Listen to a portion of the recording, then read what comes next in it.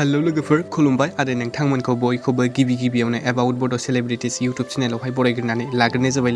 लोगोफोर नोंथांमोनाथ' गोबाङानो सोंहरदोंमोन आगमा रुवाति बड' सिरियालनि पार्ट 18 खौ माब्ला आपल'ड खालामगोन होननानै लोगोफोर आगमा रुवाति बड' सिरियालनि पार्ट 18 खौ आंनिबाथ' दिनैनो आपल'ड खालामनांगौमोन मानोना बिथांमोना सानब्रैयानो जालांबाय नाथाय आगमा रुवाति बड' सिरियालनि पार्ट 18 खौ आपल'ड खालामाखै लोगोफोर ओरैनोथ' बगाजुलि कमेडियानि इउटुब चेनेला आगमा रुवाति बड' सिरियालनि गासै पार्टफोरखौ साननै एबा सानथामनि गेजेरावनो आपल'ड खालामखायोमोन जानांगौ बिथांमोननि चेनेलाव माबाफोर टेकनिकेल इसु जादों एबा बिथांमोना आगमा रुवाति बड' सिरियालनि पार्ट 18 नि थाखाय शुटिं खालामदों लोगोफोर जायनि थाखाय बिथांमोना आपल'ड खालामाखै ओमफ्राय लोगोफोर नोंथांमोना सोर आगमा रुवाति बड' सिरियालनि पार्ट 18 खौ नायनो थाखाय नेनानै दङ कमेन्टआव खोन्थाहरदो आसा खालामो कनकसा बर' बिथांनि स्ट'रि लिरनायाव दिहुनजानाय आगमा रुवाति बड' सिरियालनि पार्ट 18 खौ बगाजुलि कमेडियानि इउटुब चेनेला गाबोननो आपल'ड खालामगोन स' लोगोफोर नोंथांमोना जाय आगमा रुवाति बड' सिरियालनि पार्ट 18 खौ नायनो थाखाय नेनानै दं नोंथांमोना एसे नेना थाथ'दो लोगोफोर ओमफ्राय लोगोफोर नोंथांमोनाव आं मैया सोंहरदोंमोन ना सोर बबे डिस्ट्रिक्ट एबा गामिनिफ्राय नायदों कमेन्टआव खोन्थाहर होननानै स' लोगोफोर गोबाङानो आंनि सोंनायनि फिननायखौ होदों स' जाय बिथांमोना कमेन्ट खालामहरदोंमोन बिथांमोननि कमेन्टखौ आङो स्क्रिनावनो होना होनसै बिथांमोननिसिम रोजा साबायखर आंनि सोंनायनि फिनखौ होनायनि थाखाय